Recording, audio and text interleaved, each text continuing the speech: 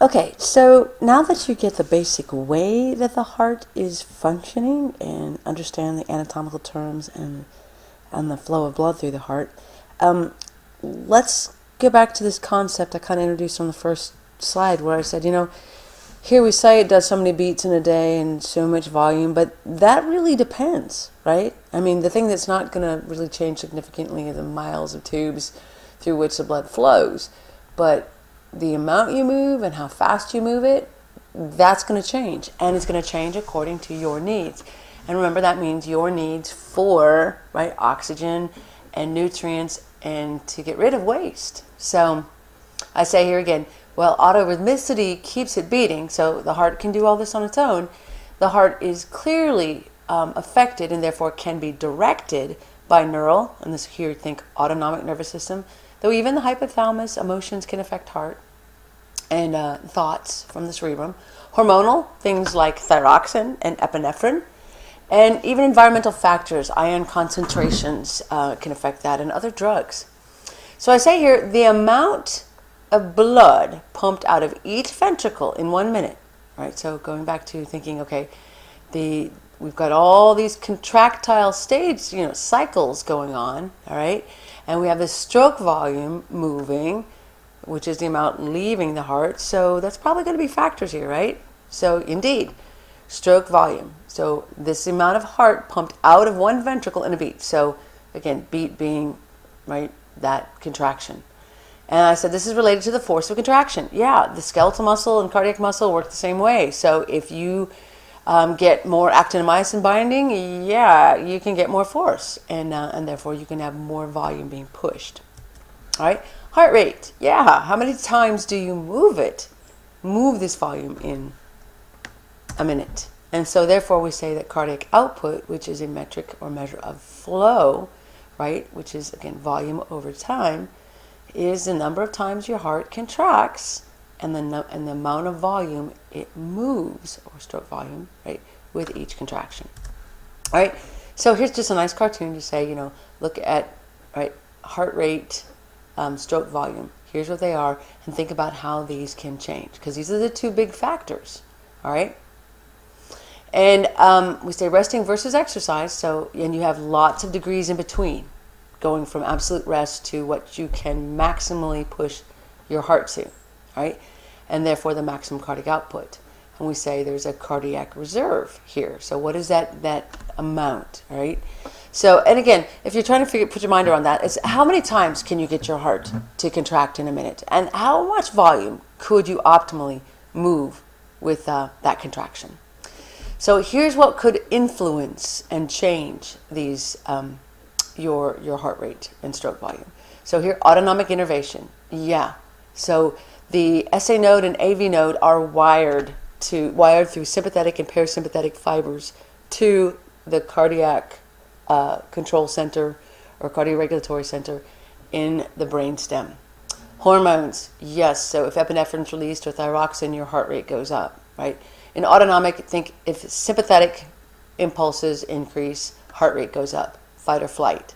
If parasympathetic impulses increase, your heart rate goes down. Rest and digest. Yes, your heart is a pump that is influenced by the degree to which you have actually modified it. So your level of fitness is going to be able to affect your heart rate and your age. A general metric is you say about 220 minus your age is your maximum heart rate. So yeah, maximizing your heart rate decreases as we age. All right. So this number varies, and we could plug in a whole variety of numbers to see how that influences the cardiac output. Factors affecting stroke volume. Well, the size of the heart, right? Because remember, it's the pump, it's the push. So how big is a muscle? Again, your fitness levels, because you can train, you can get a more efficient pump.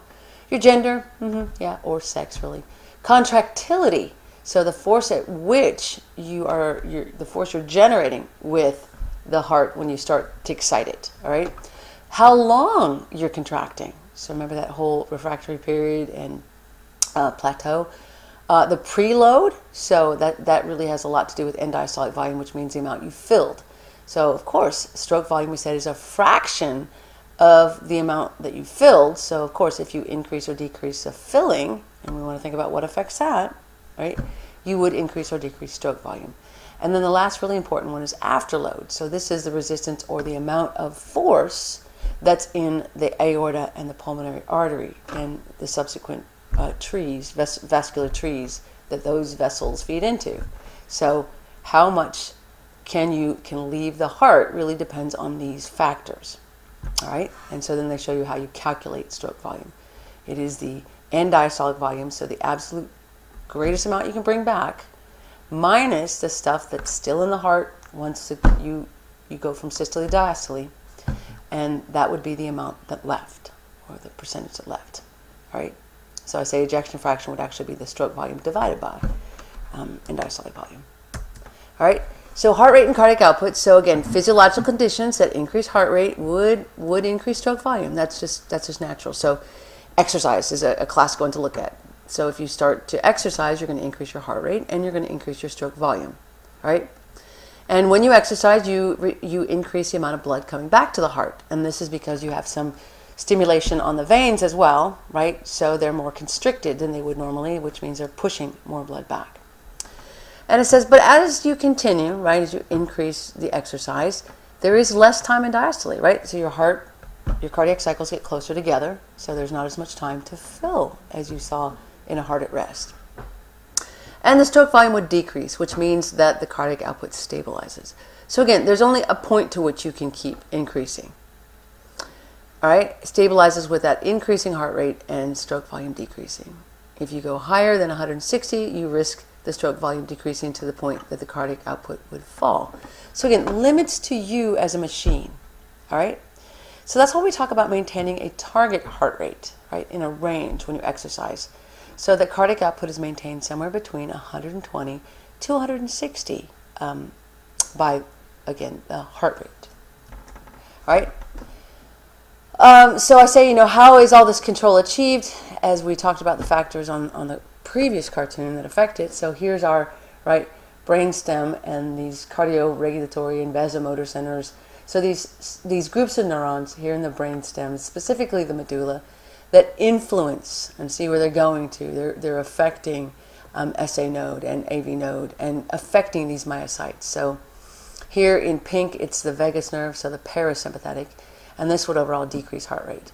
And the sympathetic would increase heart rate, and it would also increase the force of contraction because it innervates other things as well as the nodes, all right? So heart rate is affected by parasympathetic and sympathetic, right? And medulla is the cardiovascular center. So increase the parasympathetic and heart rate decreases. That's a take home. Increase the sympathetic and heart rate increases. So opposites as we've talked about before, but just reinforcing here, all right?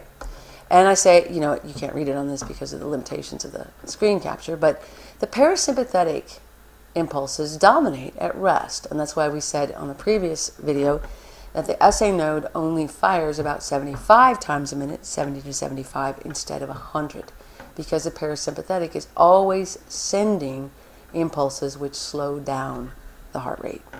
And again, the idea here is you don't want this amazing pump to work any harder than you need. You survive because it is efficient, not because it's particularly overperforming, all right?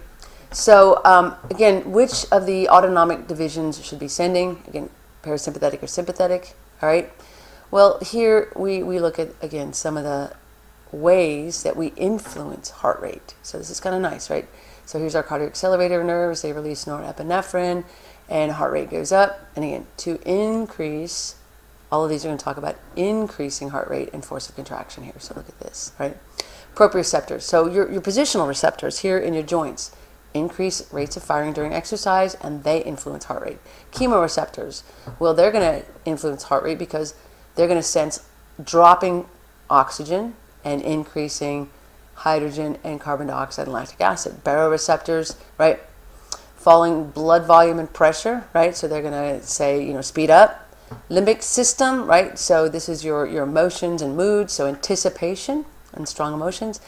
Catecholamines, which is again a chemical category. Thyroid hormones. Calcium, if it's increased calcium, you get increased heart rate. Potassium, decrease it. Sodium, decrease it. Body temperature, if it increases, we increase heart rate. nicotine and caffeine are also stimulants. So I'm not going to ask again a test question. This is just a very good overview of this idea that there are lots of things that influence and tell us to increase our heart rate. And here we're trying to match our needs with the amount of blood going out. So factors decreasing, heart rate and force of contraction. Here again, pretty much the opposites. So look at that because it is important to know. All right. On pages 875 and 876, it talks a little bit about the mechanisms. I'm not holding you to those. I'm just directing you to those. I give you some of the things that we've talked about specifically, like epinephrine, right, and norepinephrine, and they, right, affect sodium and calcium channels, increasing the rate of depolarization and the shortening the repolarization, and that's how you get an increased heart rate. Again, this is more information for you, not for tests. To complete, again, your understanding, your backstory to this. Thyroid hormones, again, we said they are thyroxine and triiodothyronine will speed up your heart, right? They're similar to epinephrine, but they last longer, so they maintain this increased heart rate longer. Calcium clearly influences contractility, just like you learned for skeletal muscle. Sodium and potassium, right? So high, we call it hyper, or low, hypo. Natriemia is referring to sodium, and kalemia refers to potassium.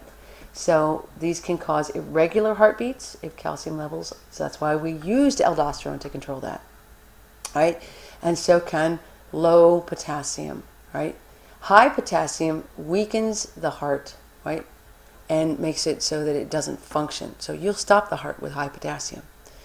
The heart is exclusively aerobic. It needs that oxygen, right? So if oxygen decreases, it cannot contract as well. And in fact, you feel pain from that, called angina. All right? So what is it that affects heart rate? What affects heart rate ultimately affects stroke volume. So let's leave off on this video and then do the stroke volume on the next video.